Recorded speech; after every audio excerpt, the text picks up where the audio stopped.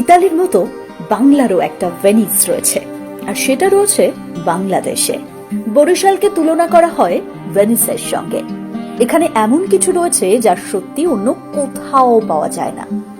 মনোমুগ্ধকর প্রাকৃতিক পরিবেশ আষ্ঠে পৃষ্ঠে জড়িয়ে রেখেছে বরিশালকে, যাকে নিয়ে বাংলাদেশের মানুষের গর্বেরও শেষ নেই। চলুন না আজ আপনাকে ঘুরিয়ে নিয়ে আসি বাংলার এই ভেনিস থেকে। একটা একটা করে জায়গার নাম বলবো আর তার দৃশ্য দেখাবো। কথা দিচ্ছি আপনি মুগ্ধ হবেনই আর ভাববেন অনেক কিছুই অজানা ছিল। তো বরিশালের সাতলায় রয়েছে অপরূপ লাল বিল। বিশেষ করে সপ্তাহের ছুটির দিনগুলোতে সেই পাখি ঢাকা ভোর থেকে পর্যটকদের ভিড় জমে। চোখ জুড়িয়ে দেয় বিস্তীর্ণ লাল শাপলার বিল। রাস্তায় দাঁড়িয়ে যতদূর চোখ যাবে শুধুই দেখবেন সবুজের মাঝে রক্তিম আভা। শুধু মানুষই নয়, প্রকৃতির এই অসাধারণ পরিবেশকে আপন করে নিয়েছে পানকৌড়ি, ফিঙে, শালিক, দোয়েল, চড়ুই, সাদাবক, মাছরাঙা সহ বহু পাখি। উপরে পাওনা হিসেবে কানে আসবে এদের কোলাহল, কিচিমিচি। এই এলাকাকে মানুষ বলে শাপলার রাজ্য, যে রাজ্য মাঝে মাঝে হার মানিয়ে দেয় সূর্যের আভাকেও। প্রকৃতি নিজের বুকে নিজেই এঁকেছে এক অপরূপ নকশি কাঁথা। শুধু সৌন্দর্যই নয়, এই বিল থেকে শাপলা তুলে এলাকার বহু মানুষ তাদের জীবিকা নির্বাহ করেন। 10,000 একর জলাভূমিতে শাপলা চাষ করা হয়। রয়েছে বরিশালের সদর থেকে প্রায় 60 কিলোমিটার দূরে।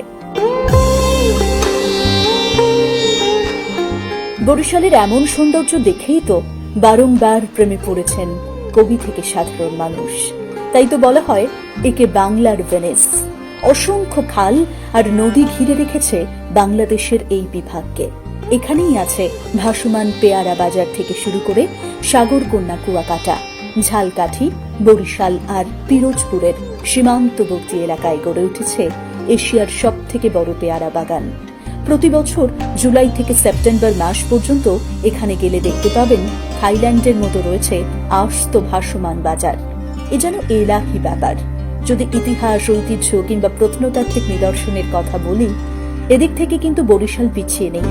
বাংলাদেশের শীর্ষস্থানীয় এবং প্রাচীন ঐতিহ্যবাহী বেশ কয়েকটি শিক্ষা প্রতিষ্ঠান রয়েছে। এছাড়াও দর্শনীয় স্থানগুলোর মধ্যে রয়েছে লাকুটিয়া, জমিদার বাড়ি, দুর্গাসাগর দেখি, গুটিয়া মসজিদ, বিবির পুকুর, জীবনানন্দ দাশের বাড়ি, ব্রজমোহন কলেজ, বঙ্গবন্ধু উদ্যান সহ এক ঝাঁক সুন্দর জায়গা। ও আর একটা জিনিস আছে এখানে, বরিশালের ভোলার চর।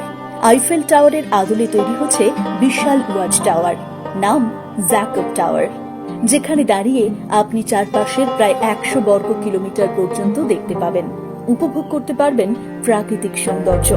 টাওয়ারটি 19 তলা বিশিষ্ট, যার প্রতিটি তলায় 50 জন করে এবং পুরো অংশে প্রায় 500 জন দর্শক একসাথে থাকতে পারবেন।